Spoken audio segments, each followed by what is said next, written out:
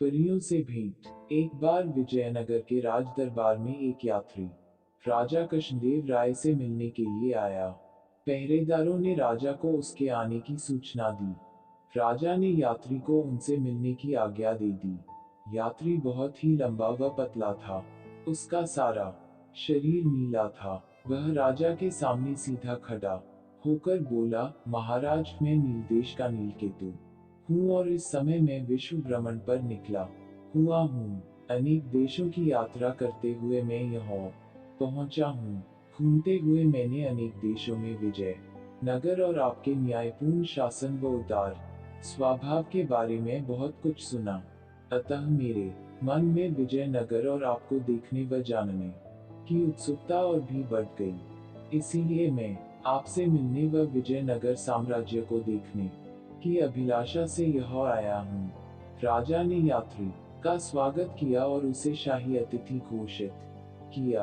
राजा द्वारा मिले आदर व सत्कार से गदगद होकर यात्री बोला, महाराज, मैं उस स्थान के विषय में जानता हूँ जहाँ परियों रहती हैं। मैं आपके सामने अपनी जादुई शक्ति से उन्हें बुला सकता हूँ। यह सुनकर राजा बहुत उत्सुक हो गए और बोले, इसके लिए मुझे क्या करना होगा? नीलकेतु महाराज, इसके लिए आपको नगर के बाहर स्थित तालाब के किनारे मध्यरात्रि को अकेले आना होगा। तब मैं वह परियों को नृत्य के लिए बुला सकता हूँ। नीलकेतु ने उत्तर दिया। राजा उसकी बात मान गए। उसी रात मध्यरात्रि में राजा अपने घोड़े पर सवार होकर तालाब की ओर चल दिए। वह पुराने किले से घिरा हुआ एक बहुत बड़ा तालाब था। राजा के वह पहुंचने पर नीलकेतु पुराने किले से बाहर निकला और बोला, स्वागत है महाराज, आपका स्वागत है। मैंने सारी व्यवस्था कर दी है और पहले से ही परियों को यह बुला लिया है। वे सभी किले के अंदर हैं और शीघ्र ही आपके लिए नृत्य करेंगी। यह सुनकर राजा चकित हो गए। उन्होंने कहा था कि मेरी उपस्थिति में परियों को बुलाओगे। यदि महाराज की यही इच्छा है तो मैं फिर से कुछ परियों को बुला दूंगा।